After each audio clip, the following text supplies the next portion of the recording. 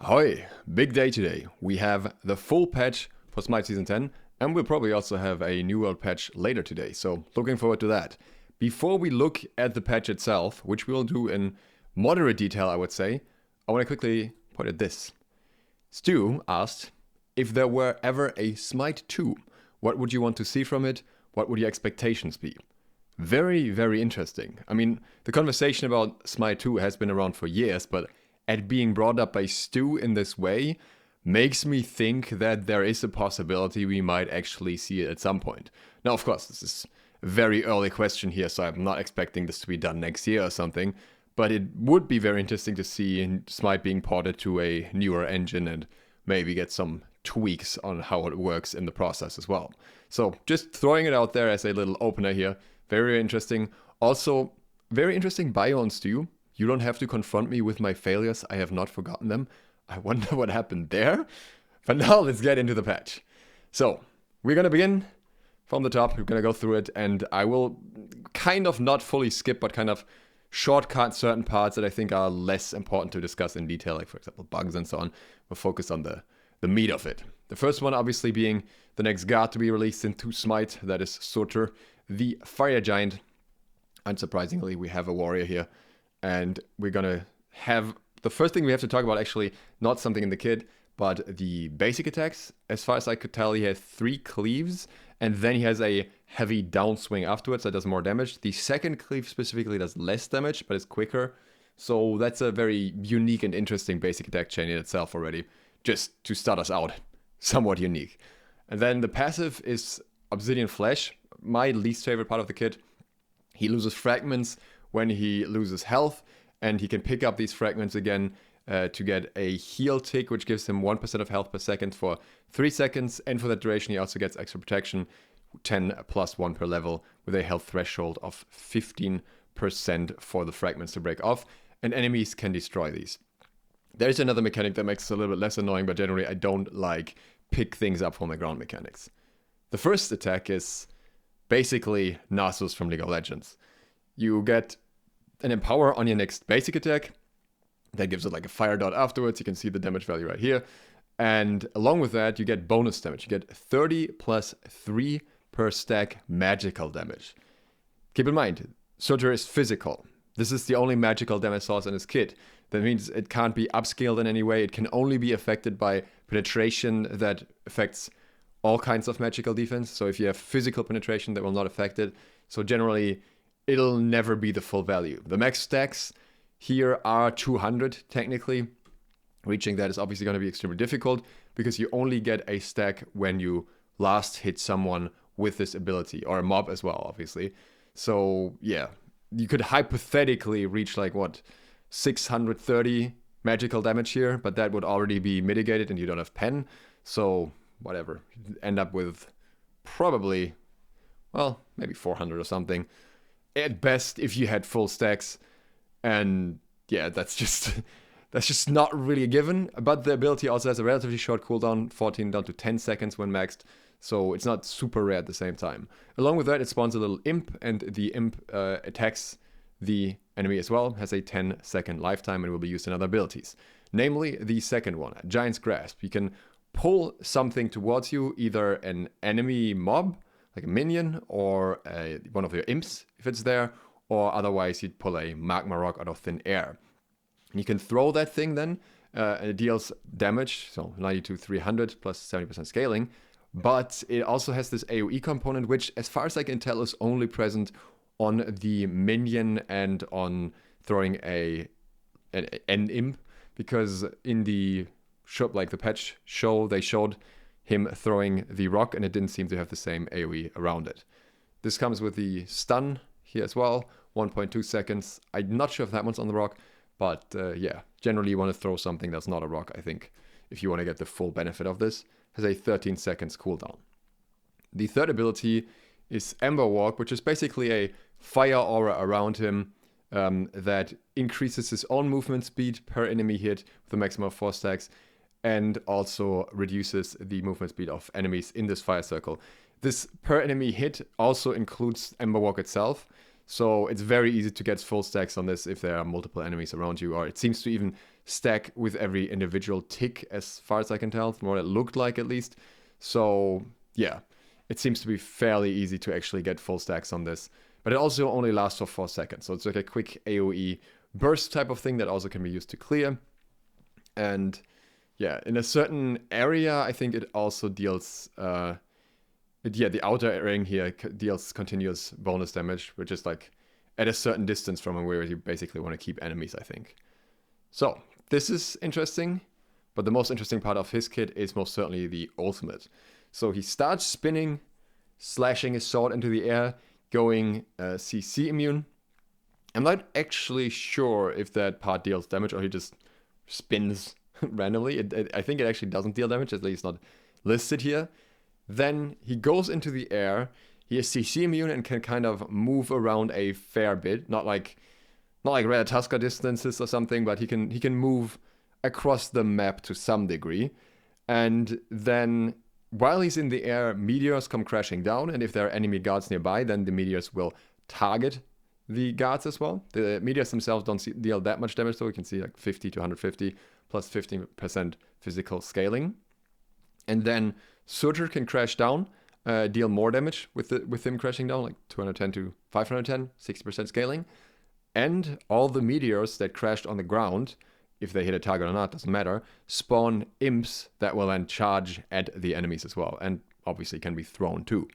So lots going on there at the same time.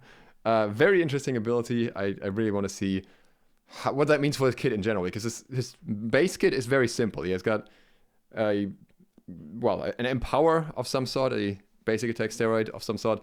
He's got an AoE fire circle around him, and he's got throw minion and stun enemy briefly. That's it, basically, if you simplify it.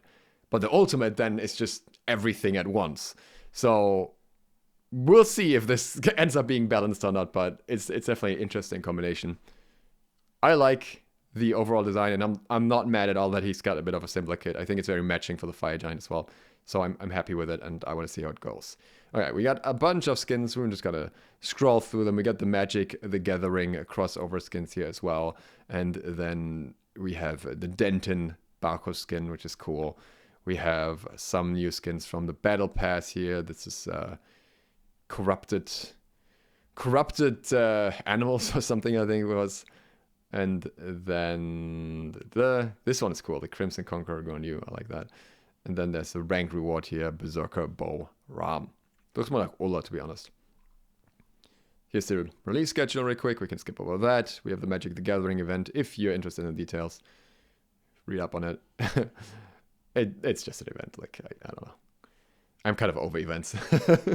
I like good skins. I don't care about the events around them. We have the Year 10 Pass, as usual. Then we have the new Battle Pass. Boss Monsters is what it's called. And Crimson Conqueror going to use actually the free track item. That is cool. I like that a lot. Well, I don't care about the pass then.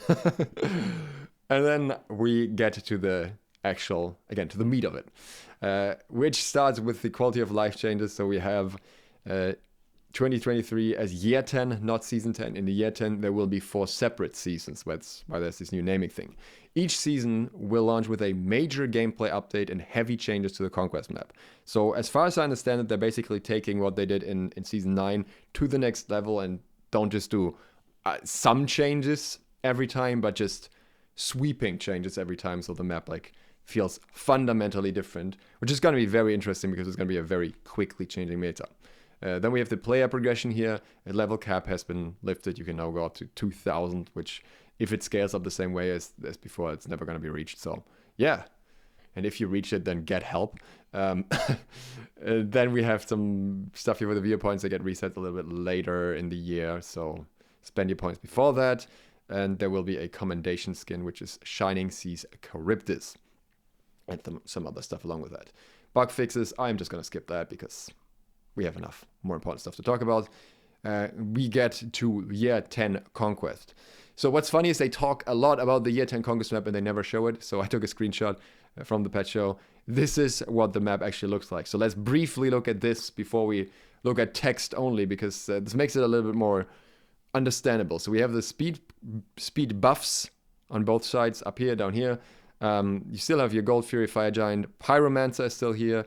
I think this is Oracles. These are the Harpies on each side. These Harpies have traveling Harpies around them. We'll get to that.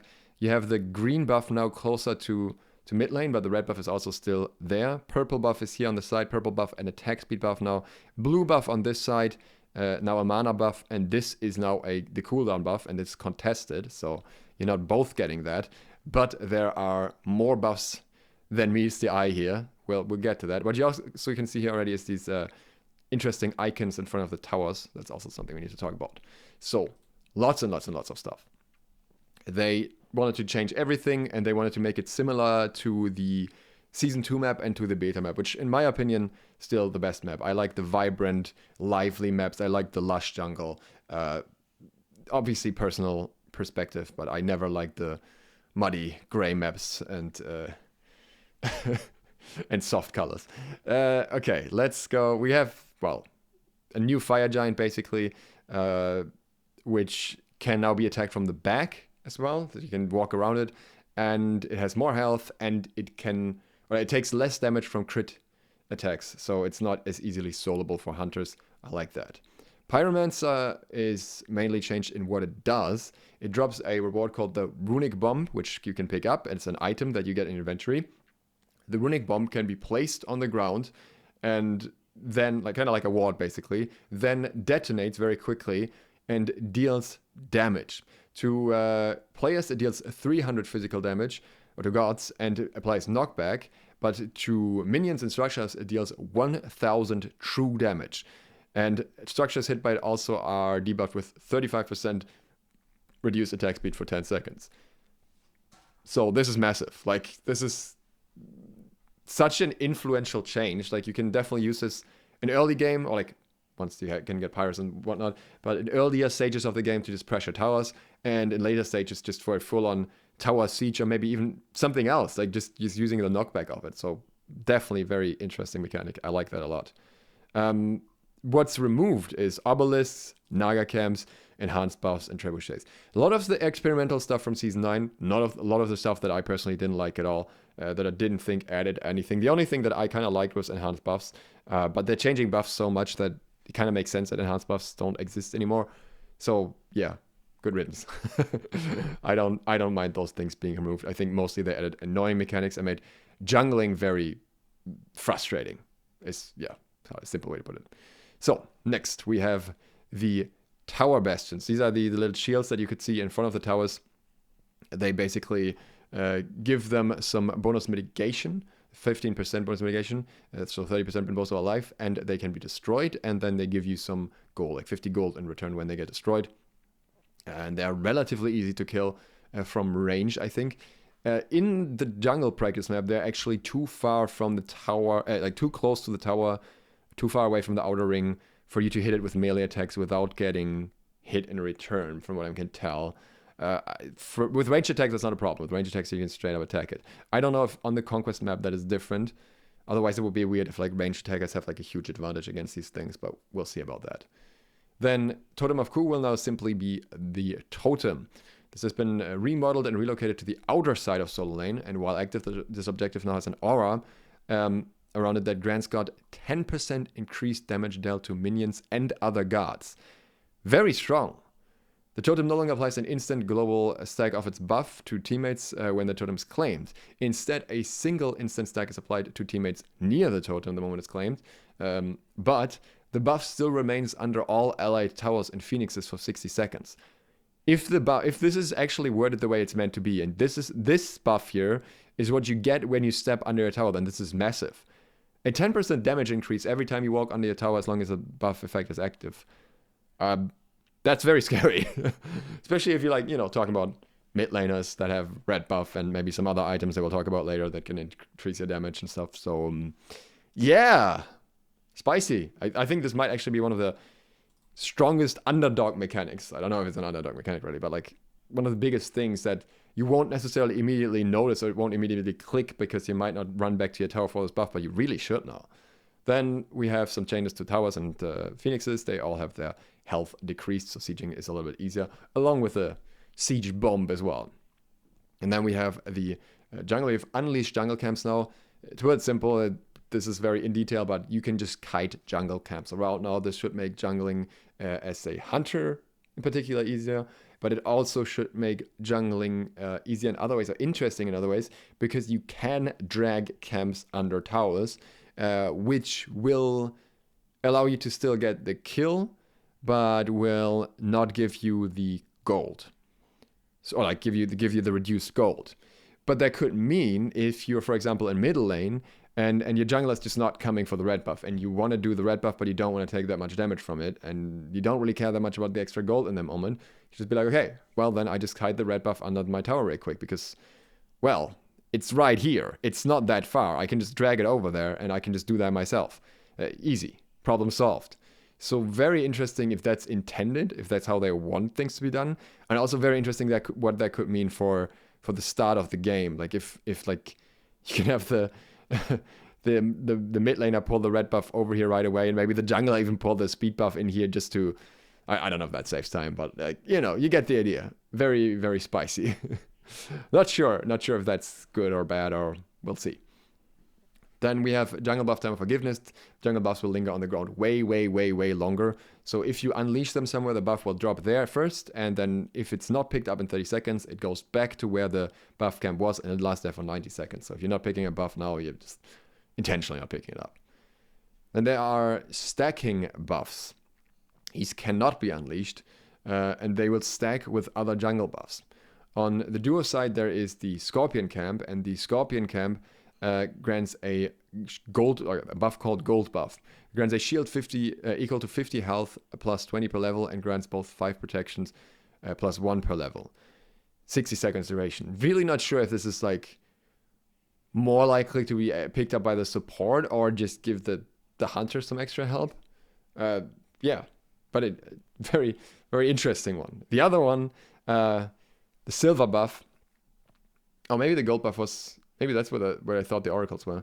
Maybe that is the gold buff, actually. This one here. Doesn't look very gold, but that's probably the gold buff, actually.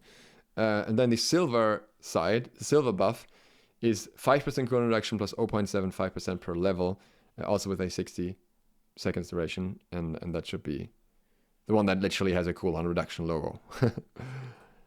And then we have the roaming camps. I already told you about this. The harpies that roam around the harpy camp on one side.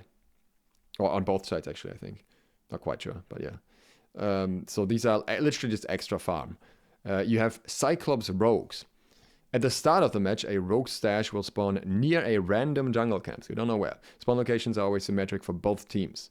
Opening a stash awards 25 gold, but they're also trapped and it will spawn a Cyclops Rogue. The Rogue awards 25 gold when slain and drops an aspect of the Rogue buff area, actually.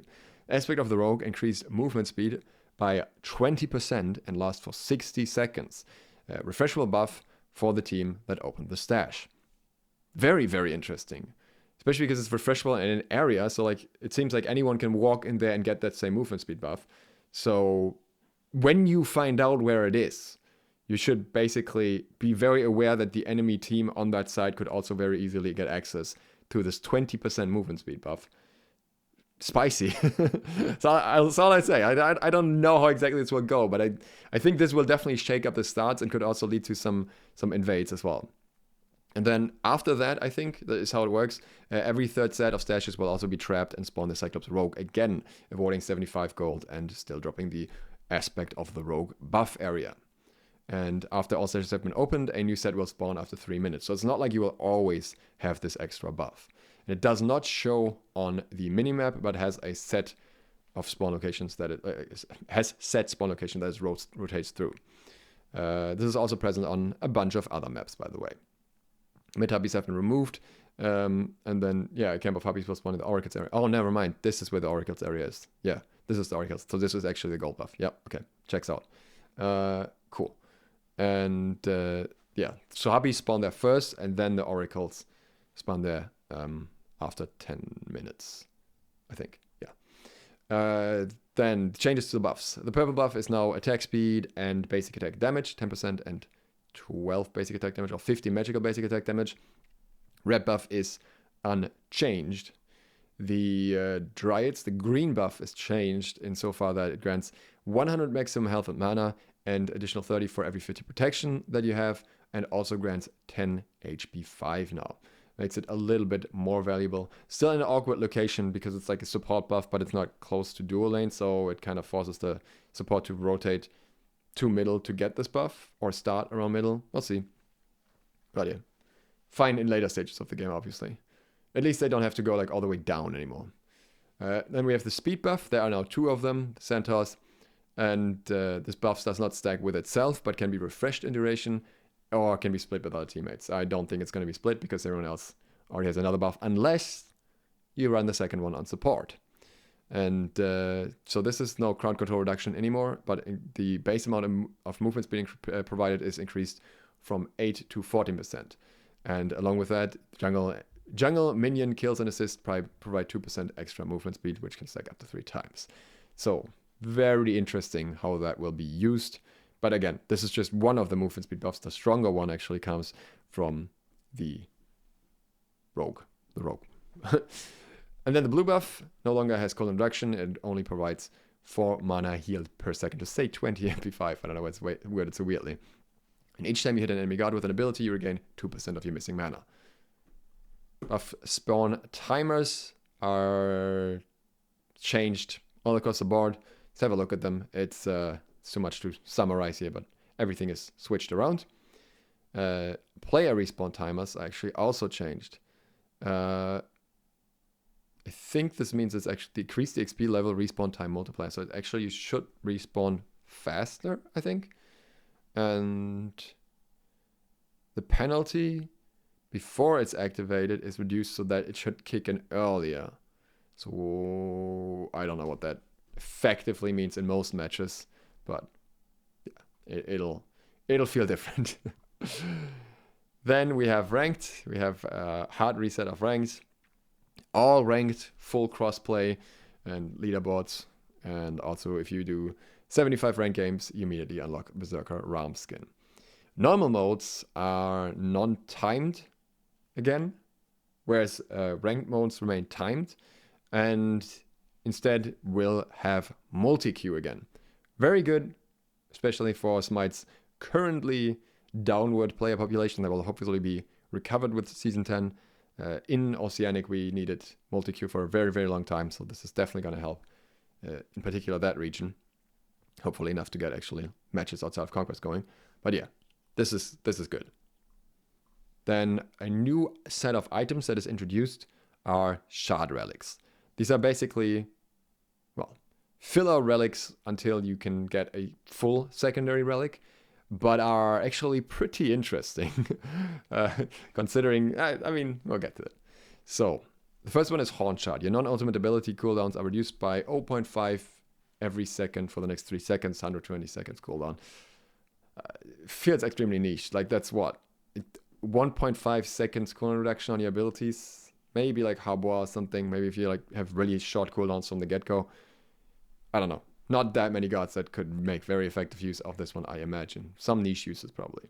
Claw Shard. You gain 20 plus 1.5 magical power or 15 plus 1.5 physical power per level. 20% magical lifesteal and 10% physical ability lifesteal for the next 3 seconds. So this does sound decent on paper, but keep in mind this is something you probably switch out at level 12. So say at level 10 you probably have like 35 magical power extra or 30 physical power extra, right? Keep that in mind. That's what we'll get to that in a second and why that's important. Then we have Wing Shot. Your movement speed is increased by 15% and attack speed is increased by 40% for the next 3 seconds. Also 120 seconds cool on it.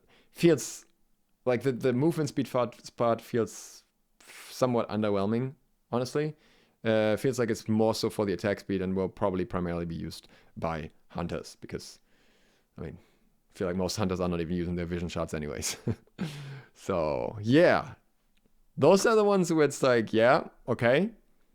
Something's happening. And then this thing exists. Carapace Shot.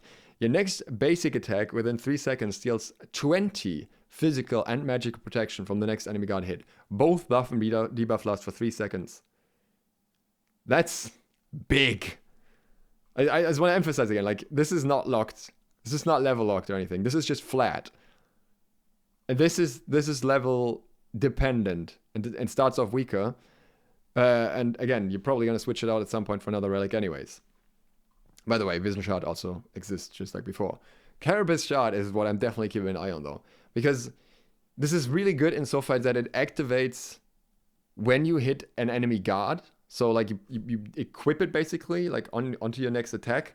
And it only procs on a guard. So it's not like you're going to waste it. Like, you know, if you use Claw Shot and then somebody just uses an escape, then, well, tough luck. Your Claw Shot's wasted. But this one's not wasted until you have hit an enemy. And in that moment, you essentially get 20 flat pen, magical and physical. And you get extra protections, which means in that moment, you're not going to deal massively higher damage. You're also going to take away a lot of the protections. And on early levels, 20 flat pen, plus assassins getting extra flat pen anyways, we'll get to that later. That's a lot. I think this one is, like, when you first see it, it maybe doesn't sound like that much. It sounds like more like the support concept, but I think this one is actually by far the most scary of these options. We'll see how it plays out, but I feel like this is the one you want to opt for. Pretty much no matter who you are. Maybe with the exception of hunters. Maybe as a hunter you want the 40% attack speed over that, but anyone else that's not getting a Vision Shot, I feel like is best off getting Carapace Shot because it feels like it's just better than Claw Shot because it also helps your teammates, also makes you more tanky. And it's not as niche as Horn Shot. So that's my thought for now. We'll see. Yeah, there's the summary here. Removed item. The entire Imperial Helm tree, the entire Enchanted Buckler tree, the entire Shuriken tree. They don't like hybrid items. I think they're right about that a little bit later. So basically they want to assign every tree to have a certain mix of stats. So like Mace's physical power and penetration, Cudgel's health and physical power and so on. And everything that doesn't really fit in there gets gone. So all of these items here, like just to name a few here. Celestial Legion Helm, Shifter Shield, Void Shield, Runic Shield, and Seele. Fortunate to see the old effect of that going. We have like Ring of Hecate as well, which has been an outlier, Book of the Dead, Stone-Cutting Sword, Blackthorn, Hammer, Sledge. So there's a lot here that's gone. There's a lot here that has been removed. But we're also getting a lot of new items in return. So I'm glad that they're doing this brutal switch up. So hybrid items is what they don't like. They don't like items that have power and protections because they basically end up being too effective if they are considered viable and too ineffective if they're like technically viable because they have the right amount of stats for being a hybrid item, but then they don't have enough of both for people to actually build them. Funny thing to me is they say that they do that, but then they don't have a problem with items that have power and health or similar things, which is basically the same idea. Like, yeah, it's health instead of protection, but it's both survivability. So yeah, they don't really fully commit to the idea of removing hybrid items. They just don't want power and protection in particular. But anyways, because of that, we see a ton of changes. Well, tier 1, tier 2, who cares? Stone of Binding, now an item with 40 physical and magic protection, 250 health, and basically, successfully hitting an enemy guard with a crowd control ability will place a debuff on them, reducing their physical and magic protection by 5, plus 1 per level for 5 seconds. For 2,300 gold, not too bad. Definitely an interesting option. We have to do this quick because there are too many. Berserker's Shield, physical protection now, 150 health, 25% attack speed. Again, see, this is also kind of hybrid. This is now protection, attack speed instead of power, but that's still fine. It's just specifically the combination of power and protection that they don't want. But whereas this item is really good. But I think this is probably still going to be locked to Warriors and Assassins, even though it doesn't say so. And then the passive here still has the Berserk effect, where you get 10% damage mitigation and 20% attack speed, but under 50% health. It can only happen once every 15 seconds for 5 seconds. 2,400 gold. Glad Shield, 50 physical protection, 150 health, 25 HP 5, and 10% cooldown reduction. And yeah, I think this is pretty much unchanged in terms of passive. Well, I'm not entirely sure. It's been too long.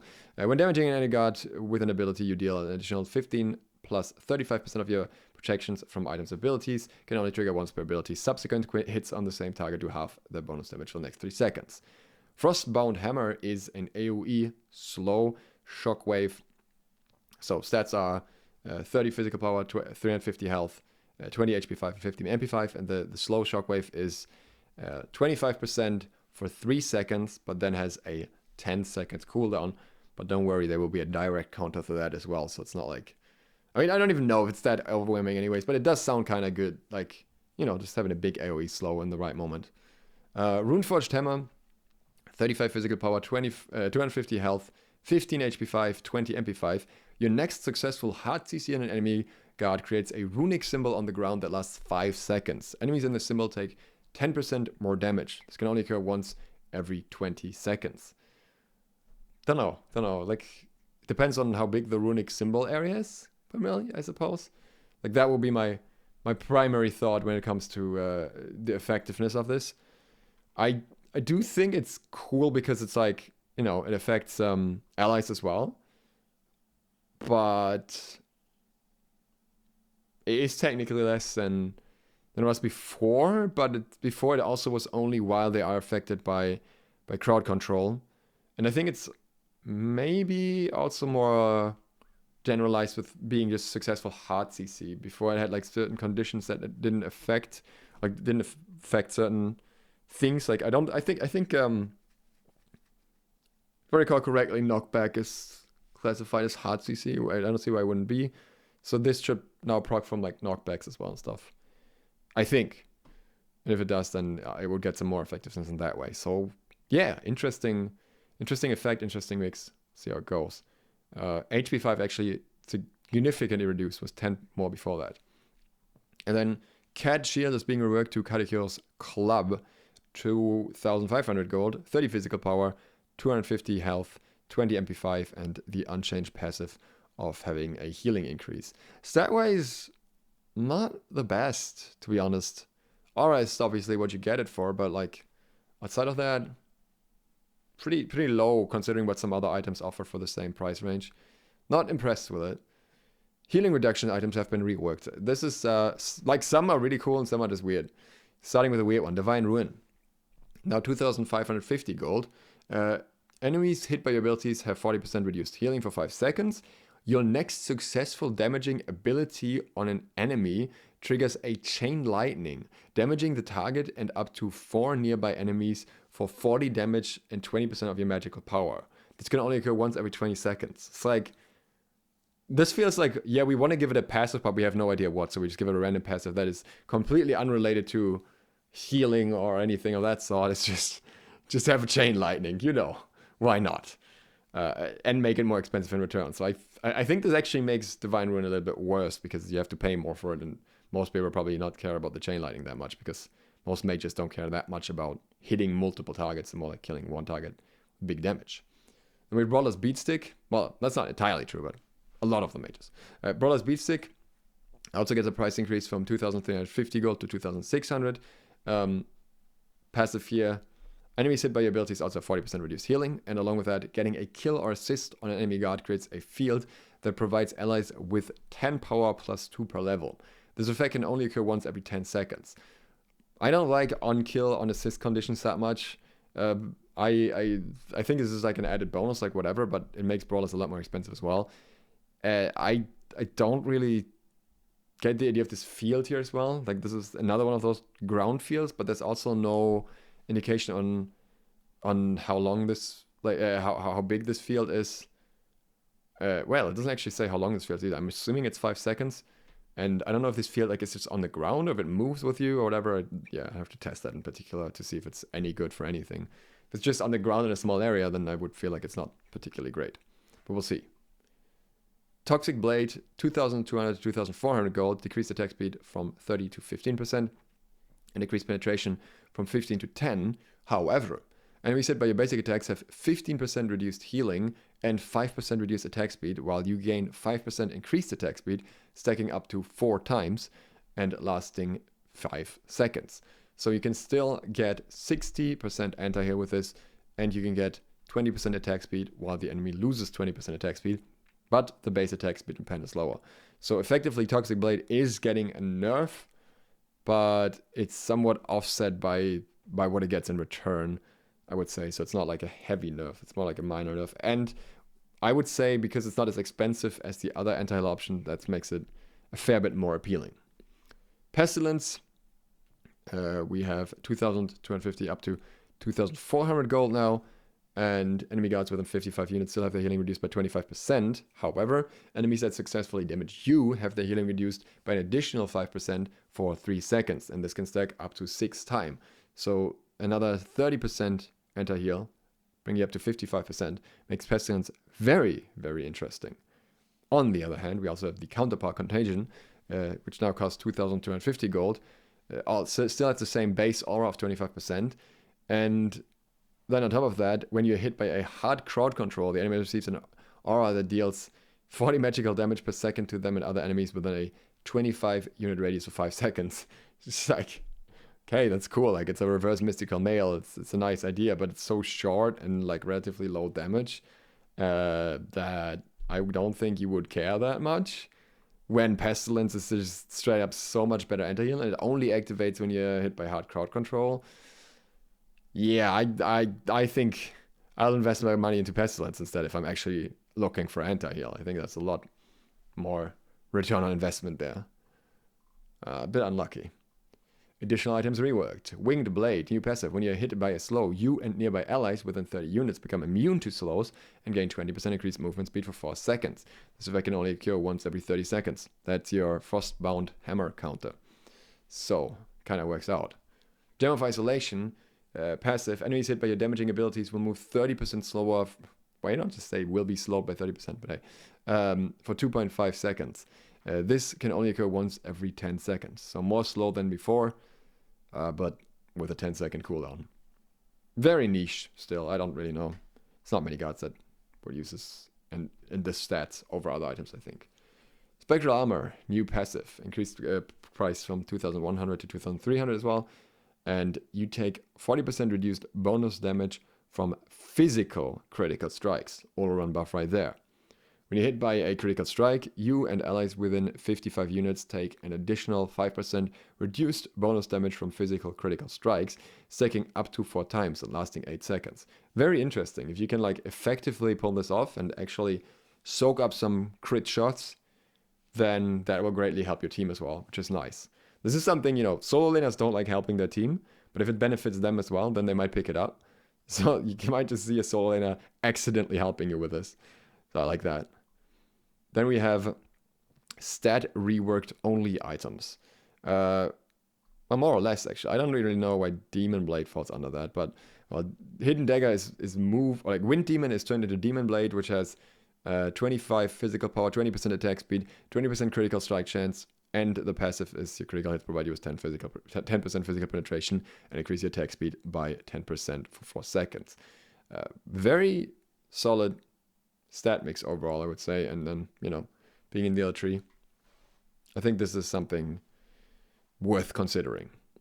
Breastplate of Regrowth was Shield of Regrowth. It's now moved to the Breastplate tree. Now has 55 physical protection, 300 mana, 15 MP5, and 10% cooldown reduction. This is a very interesting mix of stats as well, I think. Relatively cheap physical protection plus cooldown reduction and a lot of mana. And then you get the whole getting movement speed, 30% movement speed, 15 physical power, and 30 magical power for 4 seconds after healing yourself from an ability. So I definitely could imagine this being like a early pickup on Herc Solo maybe or something. Could be interesting. Lotus Crown is turned into Lotus Sickle. So 25 physical protection, like 2,000 gold, 25 physical protection, 300 health. Again, 2,000 gold, this is pretty cheap. 10% cooldown reduction and 7% movement speed. And any guard affected by your ability heals gains 15 physical and magical protection for 5 seconds. There aren't that many physical healing guards, but for those that can make use of this item, it's a very strong item with a lot of interesting stats for very cheap. So, yeah. Wait, no, actually, never mind. This is physical protection. This is fine. This is for any healing god still. Yeah, no, I take it back. It's just good. It's just very good. It's just a good item, guys. Just pick it up, you know? Like, such an RTO item. Everything is an RTO item, but this is an RTO item. I think this is a very good item. I think this will probably go a bit under the radar because it's not like your typical big damage, big mitigation type thing. But I think this is actually really good. So yeah, I think it being a sickle will make me think that it's damage, but it's not. It's just protection. Cool. Yeah, no. Load a sickle. Watch out for that. Very strong. And we have the cloaks being changed around a bit, getting cooldown reduction on the 2 already. And Magi's Cloak gets its physical protection and magical protection increased from 15 to 30, but in return gets the 300 health removed, so that hurts. But it also gets 10% cooldown reduction, which in my opinion makes it a much more all-rounder item that can be used effectively by many guards that are just looking for the Magi's Cloak effect and don't really care that much about the health on it. And it still provides most survivability through the protections. So it's going to be overall less survivability than before, but it's still going to be solid. So, yeah. I think this is it's pretty good. I like it. Then we have Morningstar, Hydrostar, mana changes, MP5 removed, blah, blah, blah. Hydra's Lament gets its MP5 removed and 200 mana added, but it still has the mana passive, so who cares about that? We have a new item called Cyclopean Ring. So this is a new Mage ADC ring, 2,600 gold, 80 magical power, 25% attack speed, 10% cooldown reduction. Your next basic attack against an enemy guard deals bonus magical damage equal to 8% of the target's maximum health. This effect can only occur once every 10 seconds, reduced by 2 seconds for each successful basic attack on an enemy guard. This is very interesting, because this means that in a very high attack speed build, this could be very effective. Question is, which god is this for? This seems like a prime item for Freya, maybe, because she just pumps out basic attacks.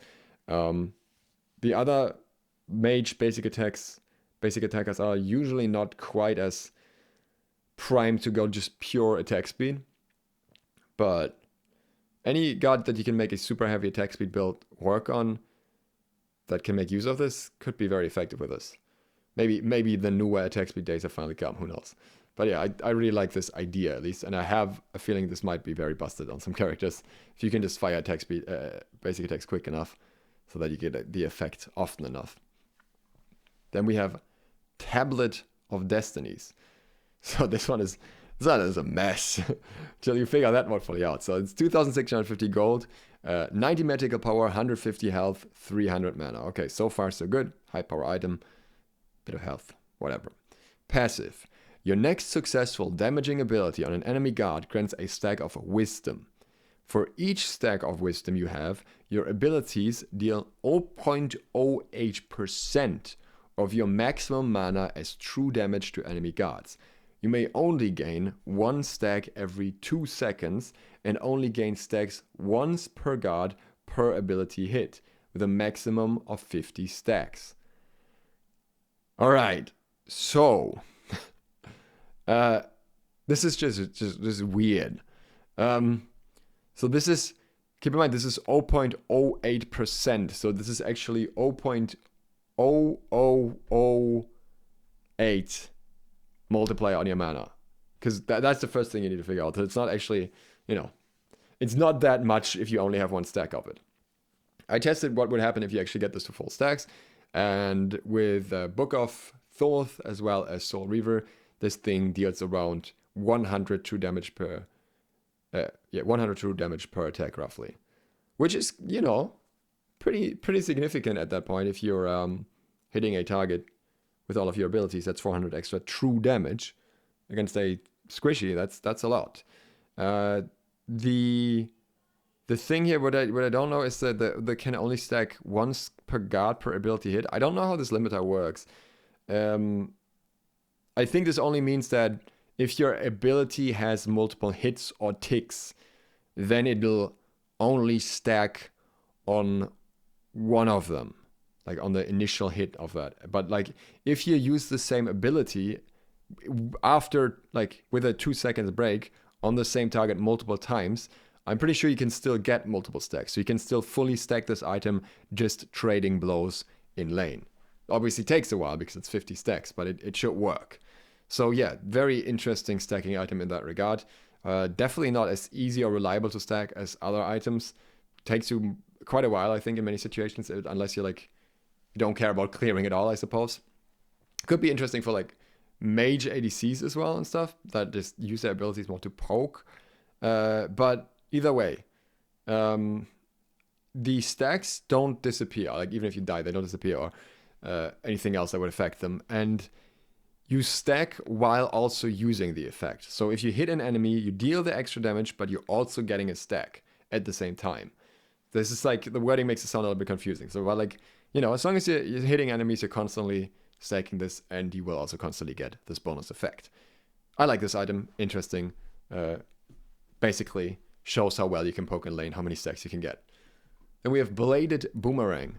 2,600 gold, 40 physical power, 15% attack speed, and 20% crit chance. Your next basic attack on an enemy guard creates a deployable that, when picked up, provides you with 4% movement speed and 10% critical strike chance. This effect stacks up to 3 times and can only occur once every 2 seconds. So, this is weird. It actually doesn't say the duration, but I'm pretty sure it has a duration. But yeah, this is strange because, like, this is the concept of Draven from League of Legends, right? Where you just pick your thing back up and you get a benefit. The deployables seem to drop very close to the guard. There doesn't seem to be a way for them to destroy it, like it is with Surtr. But like, I tried to see what it is like using it with a melee character, and I don't think you can effectively do that. Because like the moment it drops, there's a good chance it drops just off a bit to the side, and then you have to let go of the enemy, and then they already have to create some space, and it's too late. So I think this is pretty much exclusively effective on ranged characters, or characters that just have insane sticking power somehow. And even there, I feel like it's going to be kind of difficult to make it work effectively. But then at the same time, it provides a massive amount of crit chance. So very difficult decision. I don't know. In my opinion, like my first impression would be that it's too niche to be used reliably, but then crit in itself is kind of, you know, not built around being reliable. It's crit. So who knows? Maybe there's a situation. But like then the movement speed increase is also not that much. So yeah, well, we'll see.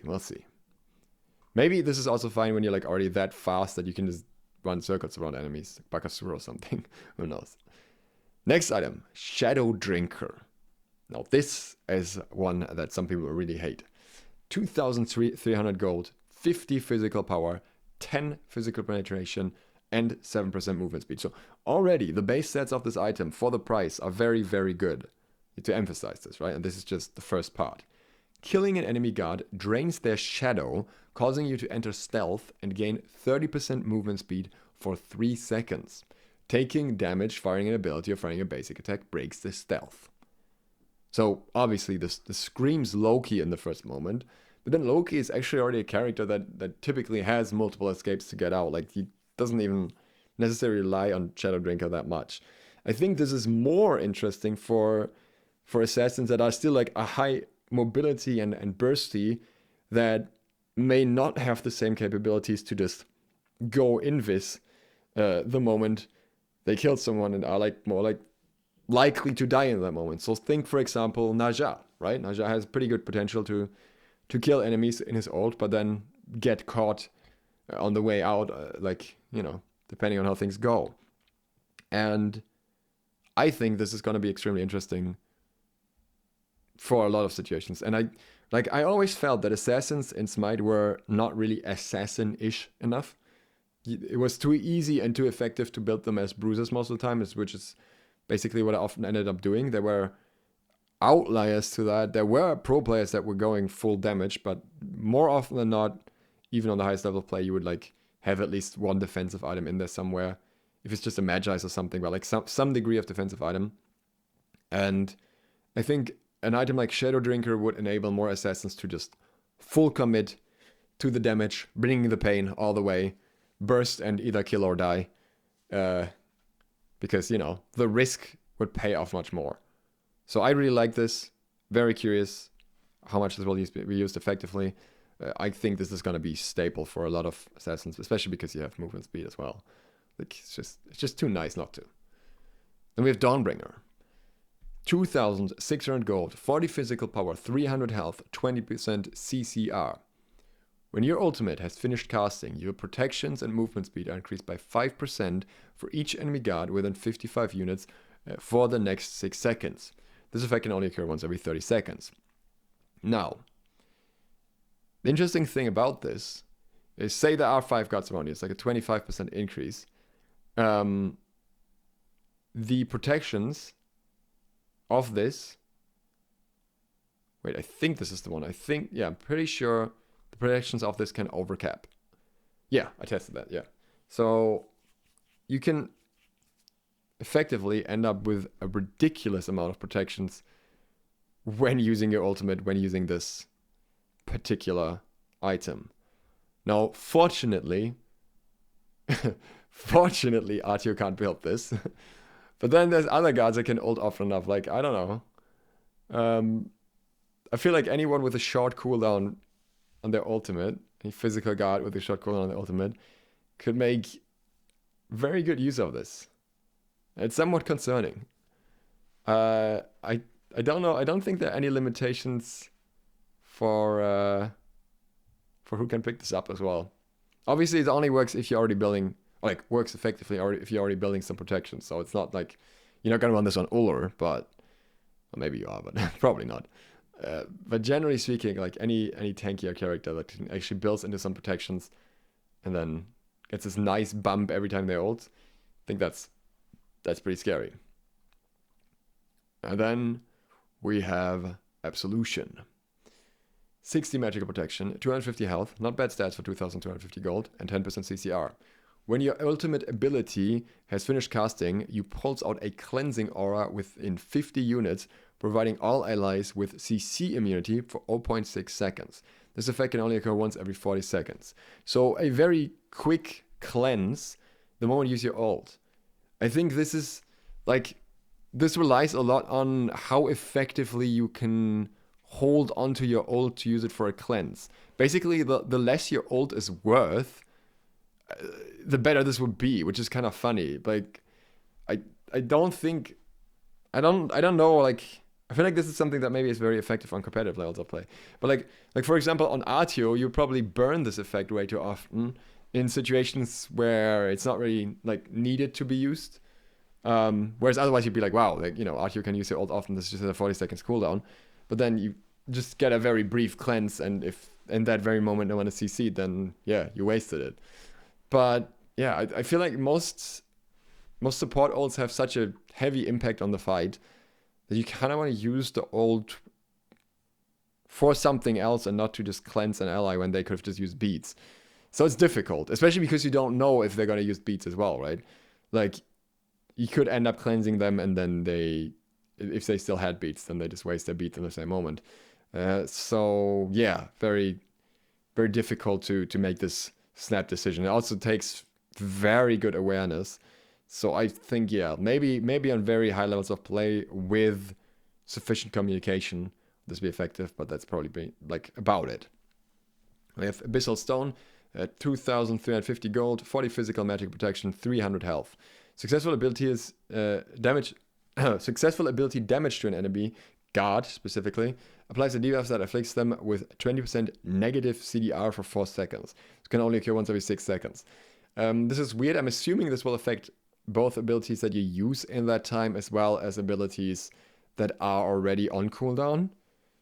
But I don't know, like, it's something that could be very strong if you can delay in the right moment, but also very, very hard to, like, predict. And then it's just 20%. So it's not that noticeable. It's just, yeah, like, can you really time the enemy cooldowns that well that you would really know when it's effective? I guess the cooldown is short enough for it to, you know, still be effective in some way anyways, but I think it mostly just works against guards with extremely long cooldowns. But the other stats are still solid, so it's maybe, like, kind of okay anyways. Through that. We have Archdruid's Fury, 2,500 gold, 35 physical magic protection, 300 health. Solid stats, but fairly expensive for that. 15 MP5. And then the passive here, gain a stack up to 6. Each time you take damage from enemy guards equal to 5% of your maximum health. Your next basic attack on an enemy guard consumes all the stacks and deals 30 plus 2 per level true damage per stack. This effect can only occur once every 15 seconds.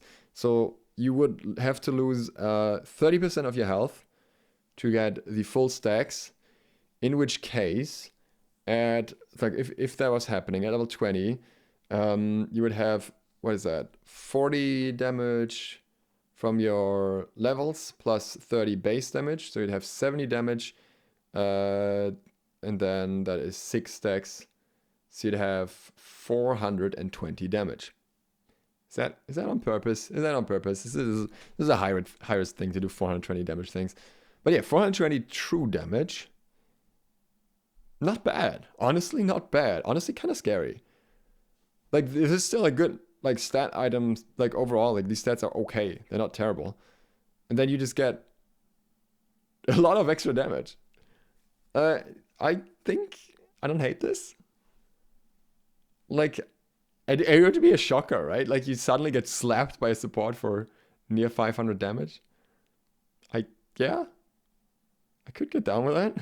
It is interesting that it's your next basic attack, right? It's not procced on ability, so you can control who this is gonna hit. Basically, it's very much a decision that you make yourself, and I like the icon for it as well. It matches it, so I think this could be a very cool one. We have the Phalanx, Tyrannical Plate Helm inspired, 55 physical protection, 150 health, 20 HP 5, and 10% CCR for 2,200 gold. It's the old passive of buffing minions. I don't know. I'm not a fan of that. Never been, never will be. It having a different tree or whatever. I don't really care. Still not gonna build it. Maybe someone will. Did they say something about or no, whatever. Care about this though. But this is funny. Let me see if I still have it open. I wanted to side by side the stats because you'll see. So they want to have a Gauntlet of Thieves competitor, right? Keep this in mind. Now, I will give this item this. Like, this has a worse tier 1 and tier 2 than Gauntlet of Thieves. Very early game, if you have to get through that, Gauntlet of Thieves definitely gonna be better if you have glowing emerald. But then, once you reach the threshold, same price as Gauntlet of Thieves, keep that in mind. 25 physical protection, 25 magical protection, 150 health, 20% cooldown reduction, which is massive, especially in early stages. Passive. Well, actually, before we talk about the passive, let's just compare that, right? We have a reasonable amount of protections and health. At this point, Gauntlet of Thieves unstacked has 250 health, so 100 more, no protections whatsoever, and 15 HP 5. I mean, I know what I'm choosing. If you have like 25 protections more each, 100 health less, a little bit of HP 5 less, and 20% CDR, I know which one I'm choosing. But then, on top of that, the passive. Once every 10 seconds, when you damage an enemy guard with an attack, you gain a stack of 2 protections in an aura that corresponds with the damage type of the target. So, I guess if you hit a physical guard, you get physical protections, and if you hit a magical guard, you get magical protections. Once you've reached 15 stacks of both protections, this is important, right? This is not a super quick stacking item because, well, if you're fighting 2 physicals in lane, you're gonna have to go somewhere else and slap magicals. That could be a problem. This could actually lead to double physical lanes being a thing on purpose, because you have to hit this condition of having 15 stacks of both to get the item to evolve, which gives you mitigation based on your total protections. Double magical lane also, by the way. Magical ADCs are probably going to make a bit of a comeback anyways, based on some of these changes. And then, yeah, well, what are you going to do if both of you are magical? You're not going to get the stacks. I feel like that it should have to... I don't think it should be like required to have this condition that you have to hit a target of the right type. But, well, anyways, once you get there, you unleash an absolute nightmare. Prophetic Cloak. 55 physical protection, 55 magical protection. Evolved Prophetic Cloak, sorry. 150 health, 20% CDR. So 30 protections more. On top of that, allies within 70 units gain 30 physical and magical protections. 30. Gauntlet of Thieves, for reference, provides the same amount of protection to yourself, 100 more health than the HP 5, but no cooldown reduction. Again, I think 20% cooldown reduction is worth a lot more. And the aura of Gauntlet of Thieves provides 10 physical and magic protection evolved. Prophetic Cloak evolved provides 30 physical and magic protection and an aura of the same radius. But that's not all. It also has a passive. If you have over 400 total protections, not that hard as a support, you gain 10% permanent damage mitigation. If you have over 600 total protection, a bit harder to reach, you gain an additional 10% damage mitigation. So you just stack defense and get 20% permanent damage mitigation. And this is meant to compete with Gauntlet of Thieves. And I would like to ask, why compete? Like, the evolved item is clearly better, but Gauntlet of Thieves has enough on its own, so why not build both? Like, I get that it takes a while to stack because of the 10-second cooldown, and you really need to put on the pressure to evolve this. But like, I don't think you would rush this as the first item anyways because of that. Maybe in a physical and magical lane. Maybe. You're like, okay, I can definitely get the stacks relatively quickly. But I feel like even then you'll have to like intentionally try to like poke an enemy that you may not want to poke more than necessary just to get the stacks. But yeah. It's weird. It's also interesting this is gonna be like way easier to stack on like supports with ranged attacks where you can just easily poke every 10 seconds. So like Sylvanas, it's just gonna be like, yeah, easy farm. It doesn't actually say if the cooldown between the two different types is shared. But yeah, generally thinking, this is a very late game item because it takes a long time to stack in many situations due to the cooldown and the amount of required stacks. But to get it, just stupid. Next item, Cannoneer's Cuirass. 2,250 gold, 30 physical protection, 30 magical protection, 300 health, 20 HP 5. Pretty good mix of stats, but it's a tier 3 item, right? Like it takes the spot where you would otherwise start with a Gauntlet of Thieves or whatever. And then your next successful basic attack on an enemy lane minion causes it to explode, instantly killing it, dealing 50 plus 5 per level magical damage to enemies in a small area and providing 25 bonus gold to your nearest ally. This can only happen once every 20 seconds. Very interesting. Very strange. Very like, because it's single target damage primarily, like the AoE is relatively weak in comparison. But then you can use it on every wave and you can build a lot of pressure with it. And like, maybe this could work. Maybe this could be effective somehow. But yeah, I'm very curious about how this will work. I feel like it's not really on the same level as the new guy or Thieves though. Then we have item changes. I will just like kind of skim over these because there are a lot and we've talked about a lot of items, and also I'm not fully up to date with some of the items.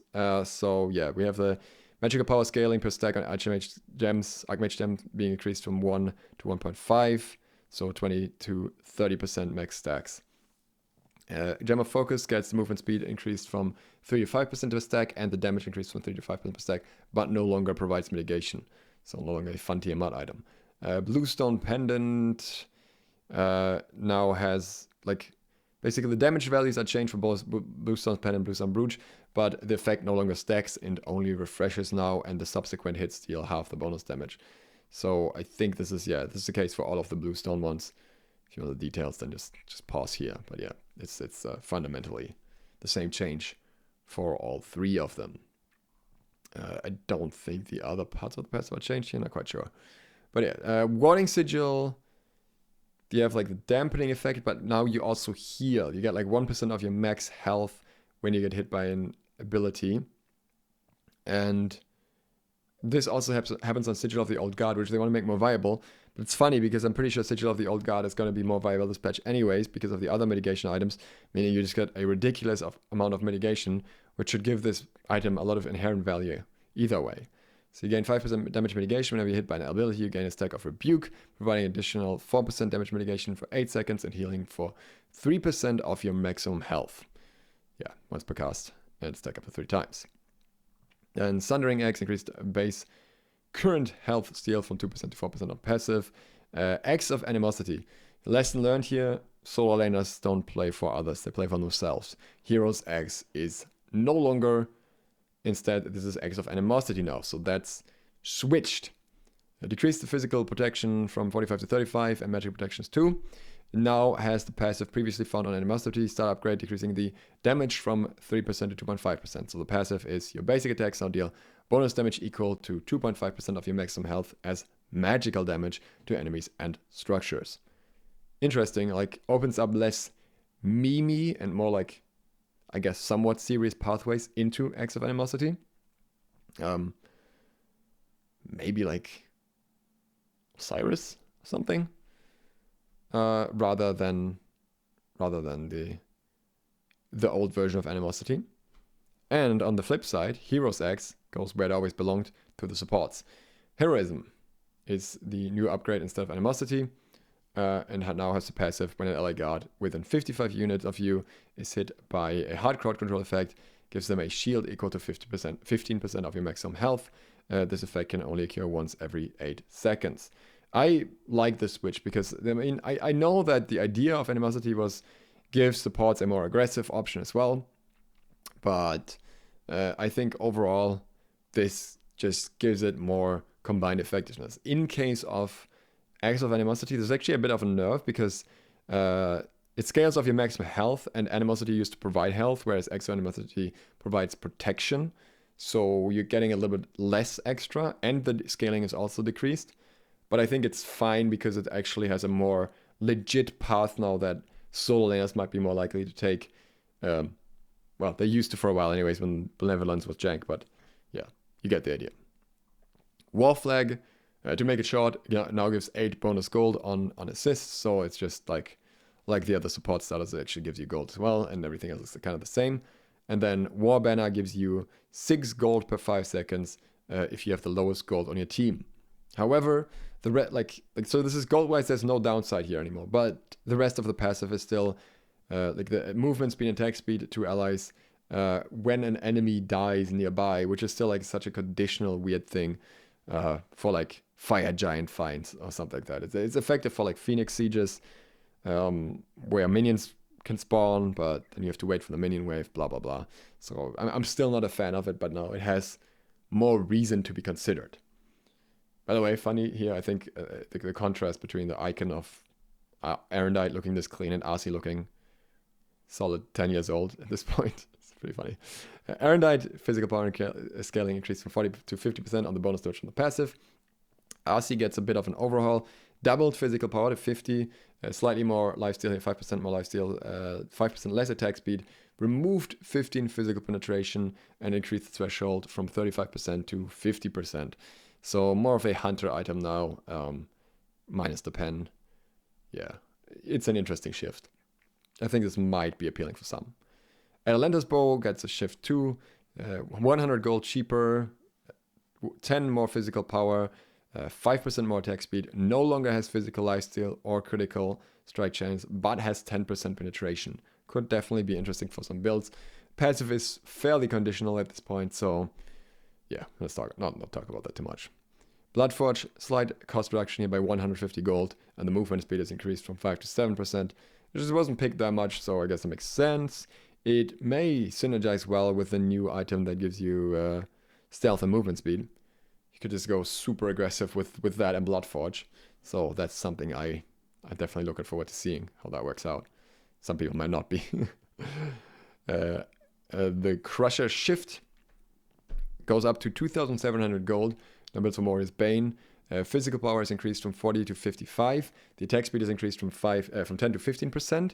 The physical penetration, it says 10 here, but I think it's 15. But it's decreased to 10% physical. Not decreased, changed to 10% physical penetration. Let's put it that way. So no flat component anymore. And remove the flat physical damage on the passive, but increase the physical power scaling from 20 to 40% on the passive. Passive now deals 50% reduced damage on subsequent hits within 3 seconds. A lot of shifting going on here. The scaling being increased so dramatically could be interesting, but depends on the situation because the base damage is no longer there as well. And then there's the pen. I could see this being considered for certain assassins maybe, but then I'd rather have it have some more of the other stats and just not have the attack speed. It's just like 15% attack speed is not that much. Like, I don't know, maybe like in a Welsh item still or something, but yeah. We'll have to test. Dominance shift. Removed the 10% physical penetration, added 15% attack speed, and increased the penetration on basic attacks from 15 to 20% on the passive. It's meant to be shifted to be more of a hunter item, but I'm not gonna lie, I feel like it's actually kind of a nerf. I think like it's good that it has attack speed now. That makes sense with the item and everything. But taking away the 10% physical penetration means like you purely rely on basic attack pen here. And hunters still do ability damage for the most part. Like even guards that are very basic attack heavy, like say Ram for example, still have their moments where they would like to have like a little bit of pen for like their ult or something, and just like, you know, taking that out completely. I don't know if that makes people more inclined to pick it up or just makes them choose other options instead. Like, I don't know, Atlantis or something. So I don't really know where this is going or if this is gonna be appealing for most. I do believe, don't quote me on this, it's been a while, but I do believe that this can actually bypass the regular cap. No, it's been too long, I'm not sure anymore, but yeah, maybe you could like make it synergize with like execution or something somehow if you're having to deal with very tanky enemies. Devour's Gauntlet price increase from 2,300 to 2,400, not a big shocker there. Emperor's Armor Shift cost increased from 2,000 to 2,250, increased the attack speed reduction on enemy structures from 30 to 40% on passive. Okay, kind of interesting, a combination with a new bomb, but that reduces attack speed as well. Mail of Renewal Shift, decreased cost from 2,400 to 2,300, increased the health from 250 to 350, increased the HP 5 from 15 to 20, and decreased the physical and magical protection from 30 to 20. Not quite sure what is going on though. It's like, this is a weird shift. Can't really tell the idea behind it is, but I guess they just wanted to be more health heavy. So yeah, they say like priority stats are HP 5 and HP, but whatever. Midgard Mail increased physical protection from 40 to 50, nice, no complaining. Only on the Scarab Shift, decreased health from 200 to 150, but increased the damage mitigation from 3% to 4% on passive, so that's a massive buff, by the way. Yeah, cool, along with the other mitigation items. Spicy. Then we have Rage. Rage gets its base critical strike chance increased from 30 to 35%, and the critical strike chance per stack is reduced from 3 to 2.5%. Also, you get 5 physical power per stack now, but the maximum stacks are decreased from 5 to 4.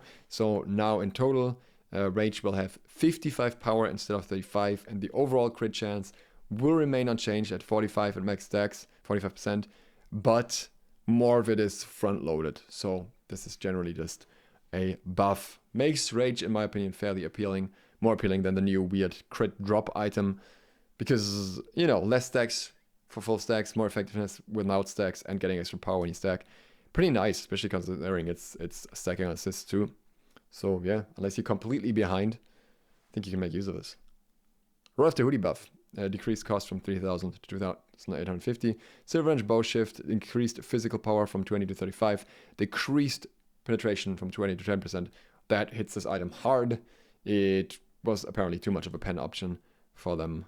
Too much of a necessity that they didn't want. Understandable, considering the item was basically almost never built for its passive. Spear of the Magus Shift now builds some spell focus and changed from 10 magical penetration to 10% magical penetration, which effectively is a significant late game buff. I like this. I want to see where this goes.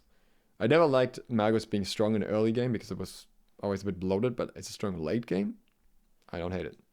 Sphinx Bauble buff. decreased cost from 2,700 to 2,550, increased physical power from 45 to 50, and increased magical power from 70 to 80. Well, this item had a bit of an interesting journey. I guess then I'll just like, make it slightly stronger, a fair bit cheaper, so people actually consider building it like late in their build, because it still has significant downsides to do so. Class changes. New bonus effects for classes and changes to the magical base protections. Bonus effects first. We now have a perk for every class.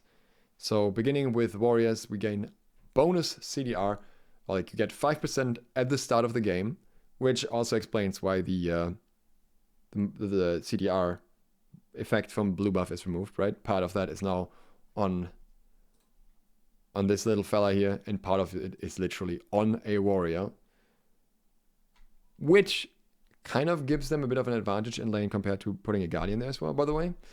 But yeah, we'll get to that. And then an extra 0.25% per level. So scales from 5% at level 1 to 10% at level 20. Pretty good. I feel like a bit of a weird one for some warriors, like that don't benefit as much from CDR, that are like more basic attack focused, but I think most warriors can make decent use of this. Assassins gain bonus 5 physical penetration, also 0.25 per level. Starts off absolutely violent. 5 flat pen on level 1, that's pain. Scales down a lot with 10 flat pen level 20, not being particularly much. So, assassins and early game, that's the thing. That's the motto. They really want assassins to be very dangerous in early game, but then also fall off more, it seems. Let's see if that plays out. Mages gain 20% bonus magical power and then +1 per level. So 20 and then 40 at level 20. Fair enough.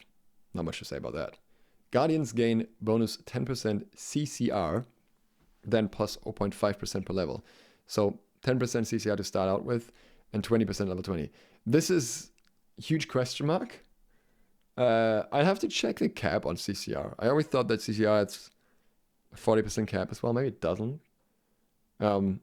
Because like most support tank items also come with some degree of CCR. Like, I feel like this is significantly worse than the other bonus effects here for some reason. And yeah, I don't quite get it, but we'll see. And we have hunters gain bonus damage on the basic attack specifically. This is interesting. So this is literally like 0 at level 1. Hunters are the same at level 1, but then have 110% basic attack damage at level 20. Which for a hunter like is a big deal, right? Because that's where most of your damage in late game comes from. So they really, really push assassins more to early game, hunters more to late game, mages somewhere in between, kind of. That's the idea here, I think. I'm curious to see how it plays out. Even though the overall increase in mages here is like the same as assassin, but I think the pen will just have more impact right from the get-go. Then we have the protection changes. Magical base protections get decreased from 38.4 on all classes to 30 on mages, 32 on warriors, 35 on guardians. And the magical protection per level are increased from 1.2 to 1.6 on all classes. So effectively, this also buffs mages early game because everyone will have less protections against them. Actually, when you think about it, this is more of a buff than the assassins get because this is effectively 8.4 pen on level 1. So kind of funny when you think about it that way, right? Not against guardians. Still 6.4 against warriors, still more than when the assassins get.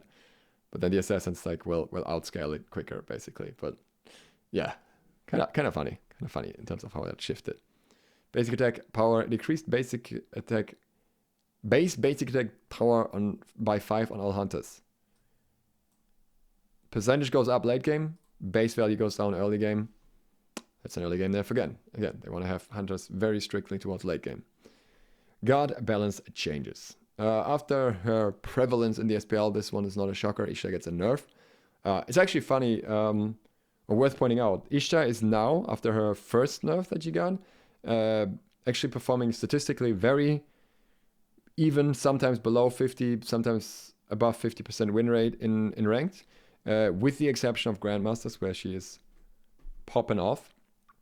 In SPL, she was the most contested guard for Worlds, but actually had less wins than losses.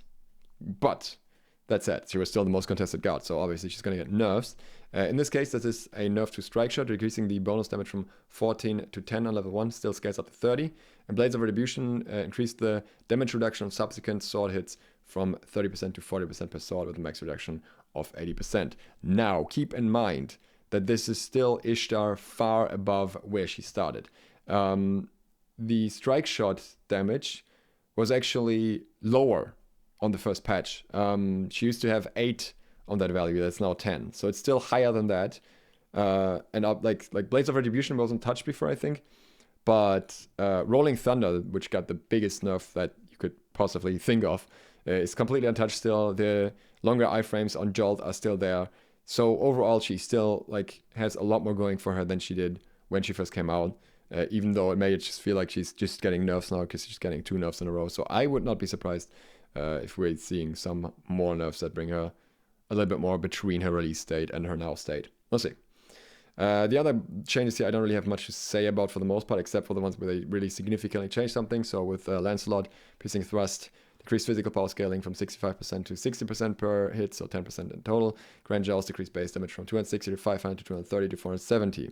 Thor nerf, Anvil of Dawn decreased the physical power scaling from 15% to 10% on each hit of the arc damage that Thor gains after landing from the ability. Vulcan, after getting some nice buffs, gets a nerf to Backfire here, decreased magical power scaling from 80 to 70% and increased cooldown from 7 to down to 6. So I think this is the second Vulcan nerf already, if I recall correctly. So he need to be brought in line a little bit with the SPL as well, I think. Then we have Achilles buff. Lane minions take an extra 15% damage from Shield of Achilles. Kind of interesting, I like that. And Radiant Glory decreases the cooldown from 10 to 9 seconds. Artemis buffs, she can now place 4 traps and suppress the instant increased base damage from 90 to 290 to 100 to 300, so plus 10, and the scaling up by 5% to 65. Bacchus buff, Chuck now heals Bacchus for 0 to 70, depending on rank, like 30 to 70 if you go from the first level, plus 15% of your magical power when used. I like that, I think it's cool. And belly flop cooldown reduced from 16 to 14 seconds on rank. This is scary. This is very interesting. Let's see what happens to Bacchus here. Bakasura increased the active cooldown reduction from each minion from 1 second to 2 seconds to now being 2 seconds at all ranks. This is huge. Less of a reason to level it, I guess, but still a good ability in some ways. Regurgitate increased the slow on deploy area from 20 to 40 to 30 to 40%. So nice to for once see Bakasura buffs and not nerfs. It's been a while. Fenrir. Seething Howl provides plus 25% attack speed at all ranks in addition to other effects, and Brutalize increased protections gained while channeling this ability from 1.5 to 2 per level. Hachiman buff. Heavenly Banner. Why does it say Hachiman buff and not just Hachiman? Increased base damage from 85 to 305 to 95 to 315. Flat 10. Increased physical power scaling from 55 to 60%, 5%. So, Hell, Hinder, Cleanse. Hinder now gains a 10% magical protection reduction in addition to the flat magical protection reduction. Kind of scary, honestly. Just a 10% reduction, just like that. Hercules buff. Okay. Why does it not say Hell buff? And then it says, well. Driving Strike. Increased base damage from 85 to 365 to 100 to 380. I'm scared. Why? It's ridiculous. Don't do that. And Mitigate Wounds now provides plus 25% attack speed at all ranks, in addition to the other effects, and decreased cooldown from 17 to 15%. I'm terrified. Too much buff stuff going on for Hercule. Hunbat's buff. Somersault. Increased the base damage from 50 to 210 to 65 to 225. 15 flat. And increased the slow from 20 to 40% to 30 to 40%. Very nice. I like it. More aggressive with Somersault and getting rewarded for it. That's cool. Especially if you just put 1 point into it. King Arthur buff. Hamstring overt slash. Increase the base damage from 60 to 280 to 70 to 290 on hamstring.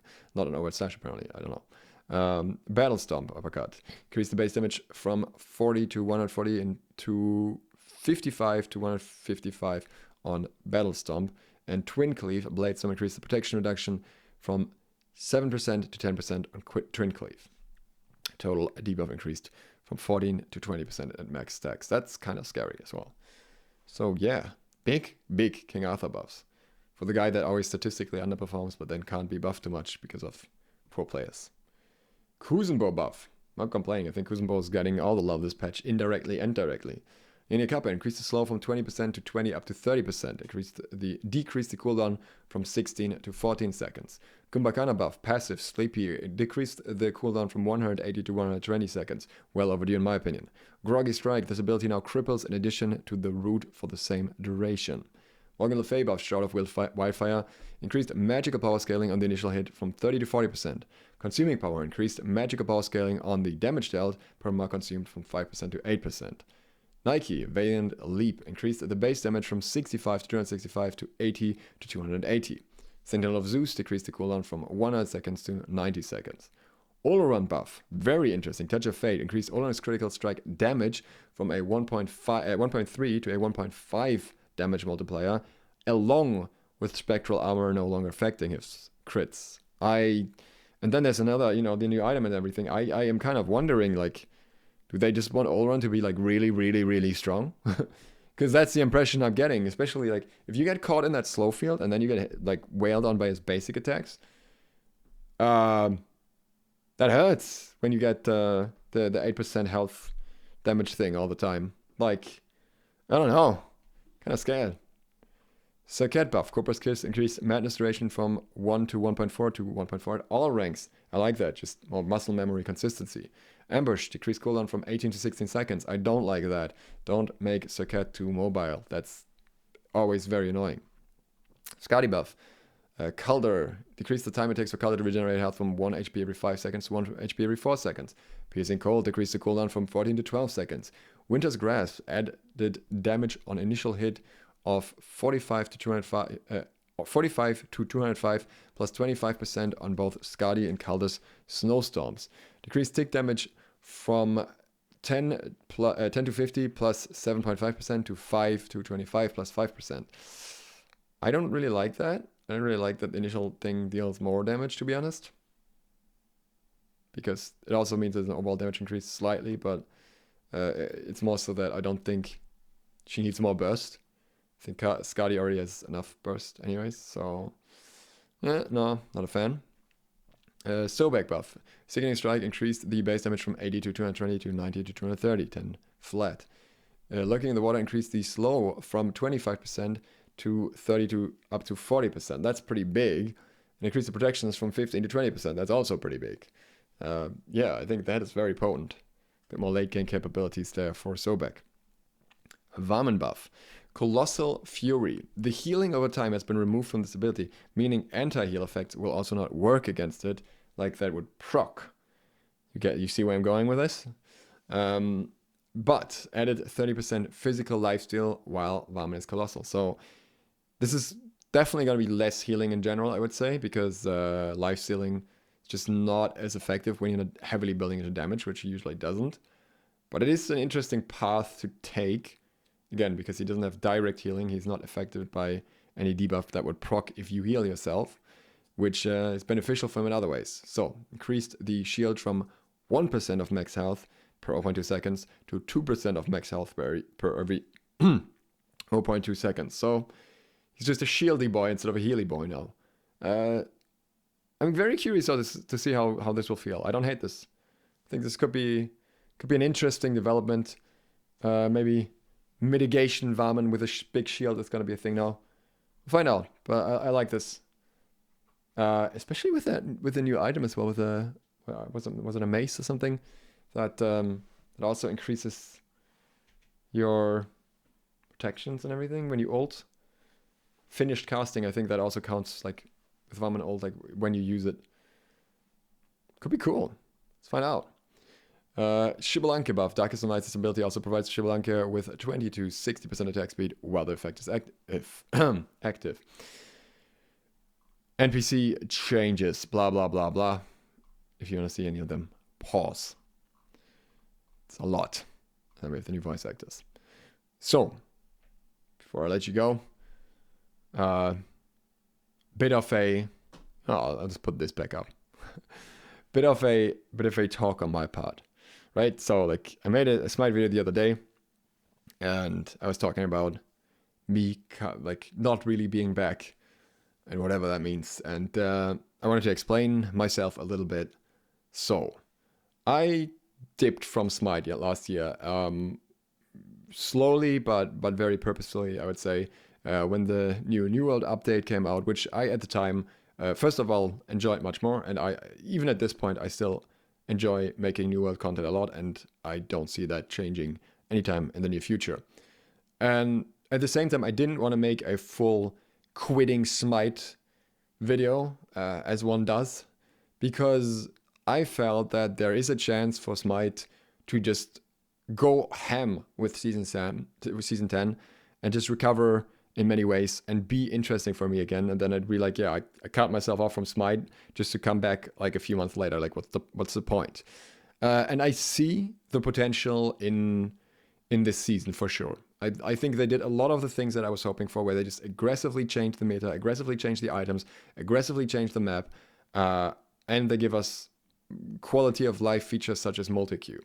The other problem was that in Oceanic, it was harder and harder to actually find matches, much less finding any matches with any semblance of matchmaking, because the player base is simply way too small for that.